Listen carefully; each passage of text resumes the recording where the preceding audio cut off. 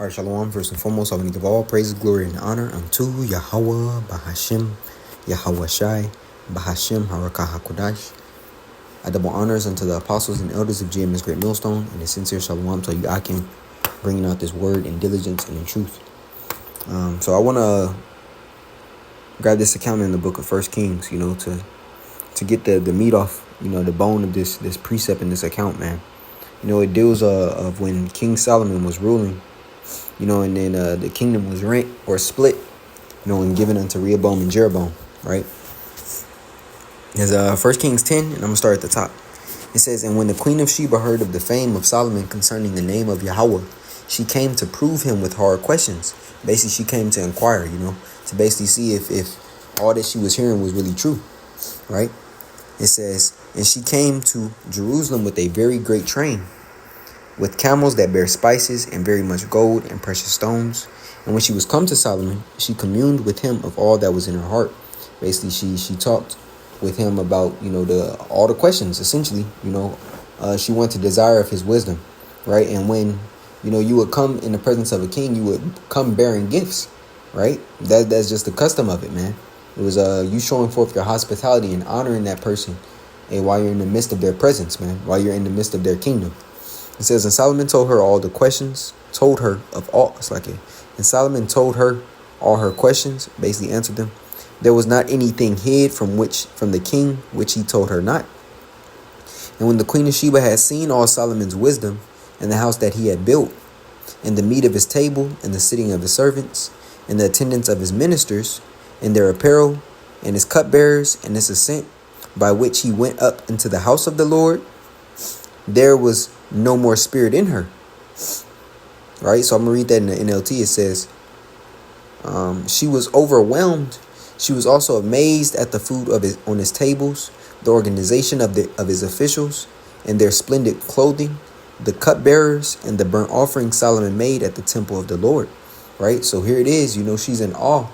Because ultimately Solomon was showing forth this precept here. We go into the book of Deuteronomy, the 4th chapter, and it speaks about this here.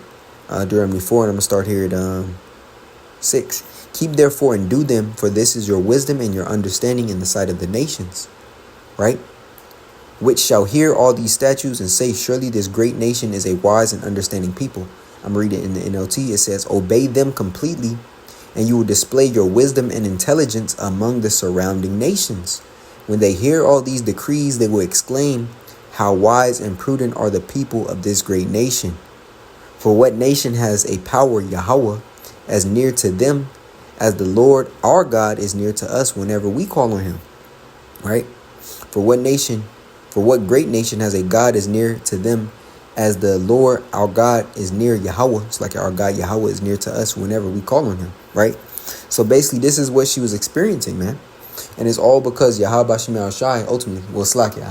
It's all because a Solomon desired wisdom, and with that came the abundance of riches, the abundance of wealth, of land, of spices, of women, and knowledge. Ultimately, when we go into the book of Wisdom of Solomon, I believe it's the 7th chapter, speaks about for wisdom is the mother of all, man. Right? So to go back to the book of 1 Kings, because I want to get to the point, because the point one is the fact that the wisdom in which Yahweh Shai or Yahweh bestowed upon Solomon, not only was it a personal thing in which Solomon asked for, but that wisdom itself, he shined forth that light unto all the nation, man. And in him doing that, all Jake, were of a higher status, man. Because when you take a look today, you have a majority of our people, so-called Negroes, Latinos, and Native Americans, rejecting that light, right? That's why Yahweh Shai is only coming back for the remnant, the 144,000 and the 1/3, right? So continuing, this verse 6, it says, "And she," KJV, "and she said to the king, it was a true report that I heard in mine own land of thy acts and of thy wisdom. Howbeit I believed not the words until I came and mine eyes had seen it. And behold, the half was not told. Thy wisdom and prosperity exceeded the fame which I heard." Right? She seen the state that Jake was in, Hey, Jake wasn't being niggas in the time of Solomon. You know, it wasn't no such thing as a nigga, man. You know, during that. But, you know, look at how far we fallen today. You know, majority of the nation are niggas, man. It says, happy are thy men, happy are these thy servants, right? Showing the state, right? The state that Jake was in, which stand continually before thee and that hear thy wisdom. Blessed be Yahweh thy power, which delighteth in thee, to set thee on the throne of Israel. Because the Lord Yahweh loved Israel forever, therefore made he be king to do judgment and justice. And she gave the king 120 talents of gold. And when you read it right here, it says 9,000 pounds of gold, great quantities of spices and precious jewels. Never again were so many spices brought in as those the queen of Sheba gave to King Solomon. In addition, Hiram's ships brought gold from Ophir, and they also brought rich cargoes of red sandalwood and precious jewels. The king used the sandalwood to make railings for the temple of the Lord Yahweh and the royal palace, and construct lyres and harps for the musicians. Never before or seen has there been such a supply of sandalwood. And sandalwood smells amazing, man. You know, if you can get your hand on some sandalwood oil, that's one of my favorite scents. You know, I wear that often, right? I mix that with some oud, you know, and you in the game, man. It says, King Solomon gave the queen of Sheba whatever she asked for, because all the customary gifts he had so generously given. Then she and all her attendants returned to their own land. Each year, Solomon received about 25 tons of gold, right? And that's why he always said, or it's like it, that's why it said in the book of Wisdom of Solomon, the 6th chapter.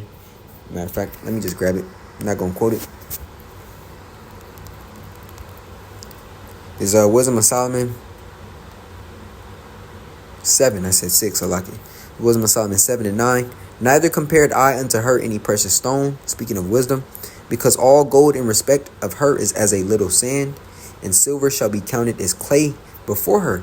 And it's because once you have an increase in an influx of so much gold, you know, it's nothing to you. Him receiving 25 tons of it every year. Hey, well, what is gold? When you're looking at it like it's nothing. You know, when you're receiving 25 tons of it, it's like it might as well be sand, you know? Silver might as well be clay. But that's why wisdom is upheld in such a high regard. Because wisdom isn't something tangible, but yet how to navigate with all the riches, you have to apply wisdom in order to keep these things, man. That's why wisdom is the mother of them, right? Continuing, it says, this did not include the additional revenue he received from merchants and traders. And here it is. You know, Jake always want to bring up some damn Mansa Musa and say, oh, he was the richest black man that ever lived. That's BS, man. He didn't have nearly as much as King Solomon. The scriptures tell you King Solomon each year received about 25 tons of gold. Multiply that 25 tons by 40 years. And that's not including, you know, and that's just that, you know, that's not including the jewels. That's not including the spices. That's not including, you know, the resins, you know, that's not including, you know, the wood, you know, the precious oils. That's just gold. That's not including the silver, you know. It says this did not include, right? Showing you this is separate. The 25 tons of gold is separate from this. It says this did not include the additional revenue he received from merchants and traders, all the kings of Arabia, and the governors of the land. So 25 tons is just that base that that's the just residual, you know, that he was getting every year. On top of however much else. It said that the Queen of Sheba gave him 9,000 pounds of it. Right? It says right here, 15, this did not include the additional revenue he received from merchants and traders, all the kings of Arabia, and the governors of the land. And this, I want to emphasize on the 16th verse, because this is where the lesson, you know, gets to the point, right? It says, King Solomon made 200 large shields of hammered gold, each weighing more than 15 pounds, right? So 15 pounds of gold for each, or weighing more than 15 pounds for each shield, man. And this is pure gold. This is not the 0.99 or the 99.9 you see today, man. This is 100% pure gold, right? It says he also made 300 smaller shields of hammered gold, each weighing nearly 4 pounds. So 4 times 3, we understand is 12. So multiply it 300 times 4. You got 1,200, man. That's just 1,200 pounds of gold right there, right? And then 15 times 20, you can do the math, right? But there it is. It says, the king placed these shields in the palace of the forest of Lebanon. And the king made a huge throne decorated with ivory and overlaid with fine gold. Ivory is the same stuff in which, the horns of elephants, the horns of, or the tusk of elephants, the tusk of, or the horns of rhinos come from, right? That's ivory, right? Now, I want to get to the point here. This is 1 Kings 16th chapter, right? Because what I want to show is a change. It's like it's 1 Kings 14. There was a change within the kingdom. We understand that after the kingdom was split between Rehoboam and Jeroboam, right? That both the northern kingdom and the southern kingdom suffered, right? So I want to get into Jeroboam here. It says Jeroboam says the first king of the northern kingdom of Israel, when the kingdom split at the death of Solomon, right? And the 10 tribes split off from Judah and Benjamin, and the kingdom under Solomon's son, Rehoboam, idolatry was introduced at the beginning of his reign. So this is the northern kingdom and the southern kingdom ultimately,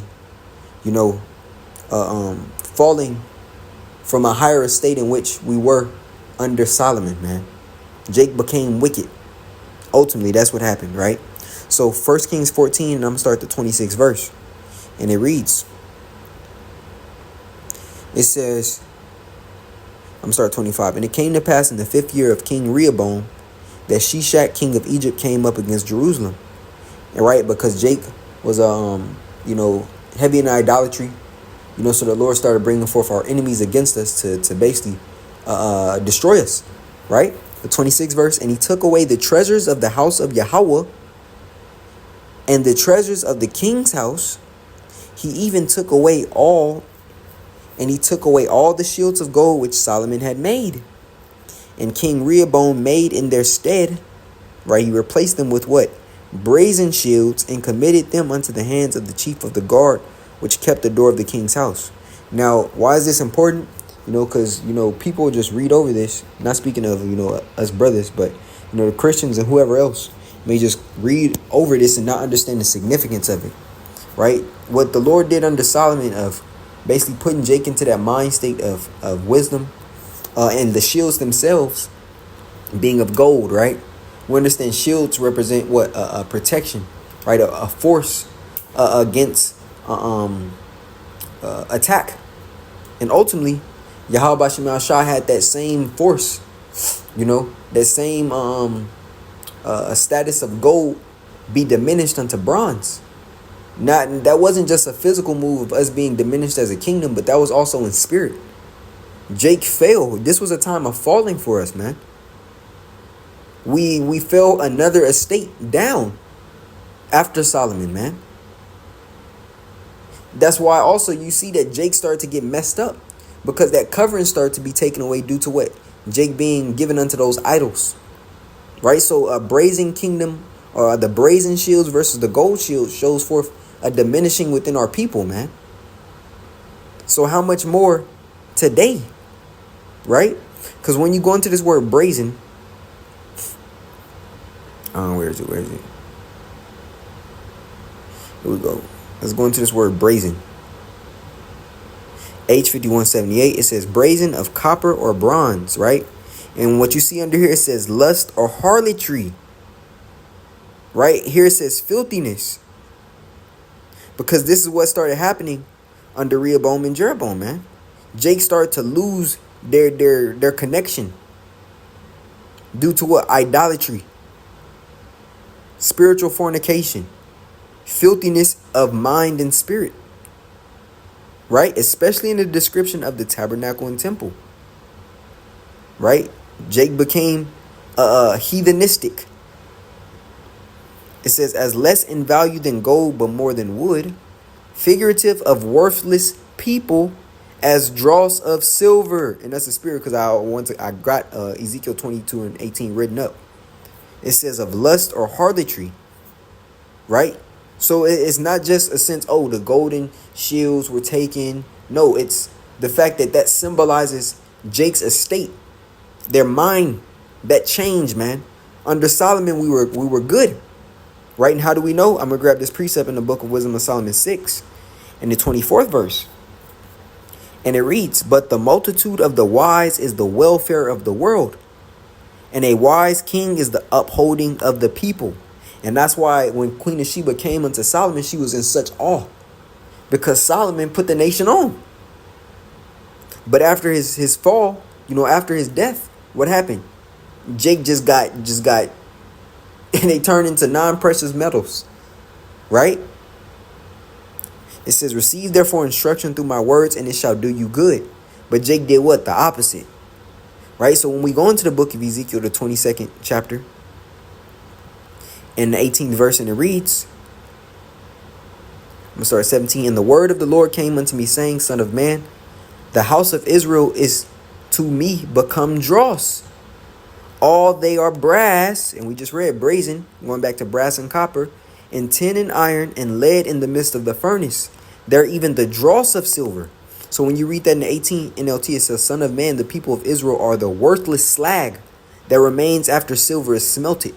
They are the dross that is left over, a useless mixture of copper, tin, iron, and lead.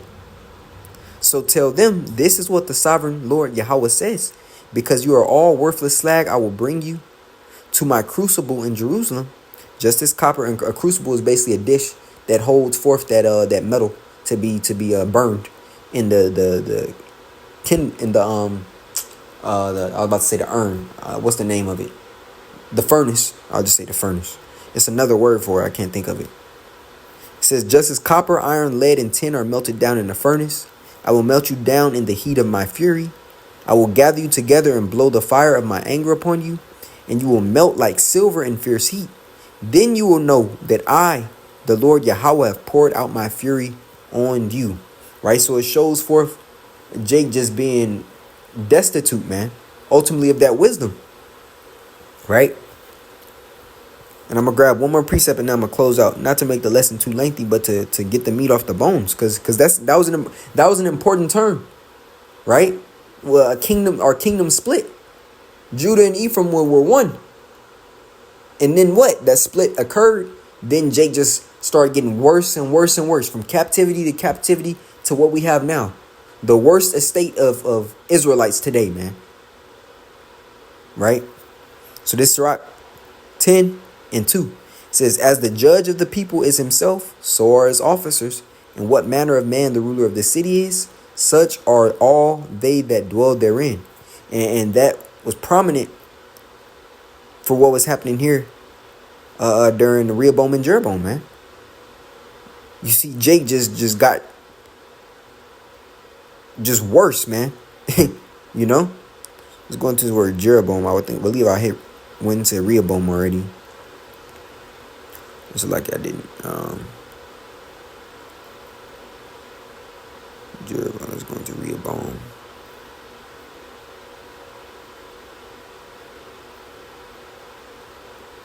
One second, just to get. Matter of fact, I didn't even read what the name Jeroboam means. H3379, "The people will contend." And what is contend, or being contentious? Right? It says to assert, to struggle, to surmount a difficulty, to assert something as a position in an argument, to wrestle, to combat or have war with, to clash or to be opposed. And Jake became adverse or opposing the words of Yahweh, man. Hence, idolatry being or running rampant during this time, right?